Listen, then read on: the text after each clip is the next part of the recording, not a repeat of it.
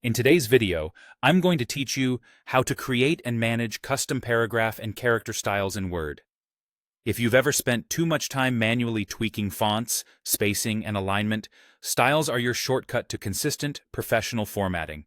We'll start by capturing formatting you already like, turning it into a reusable style, and then we'll look at how to apply and manage it. Begin by selecting the text that already looks the way you want. This is your reference.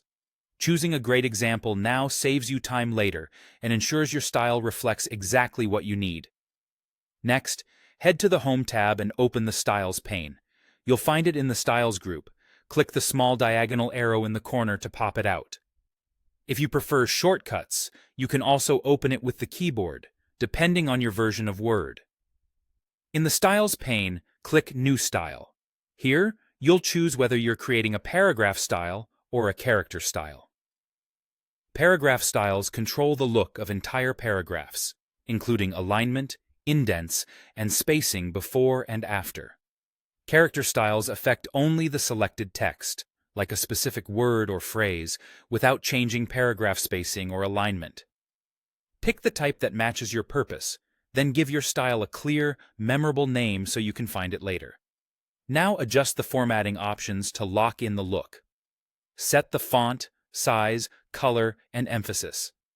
For paragraph styles, define line spacing, indentation, alignment, and spacing before and after. If you want more control, you can set whether the style is based on another style and what style follows it when you press Enter. Helpful for headings that lead into body text. When everything looks right, click OK to save. To use your new style, select the text you want to format, and click the style's name in the Styles pane. For paragraph styles, you can just place your cursor anywhere in the paragraph to apply it. If you see unexpected results, clear direct formatting first, then apply the style again for a clean, consistent look. To manage your styles, right-click the style in the Styles pane. Choose Modify to reopen the style dialog and refine your settings.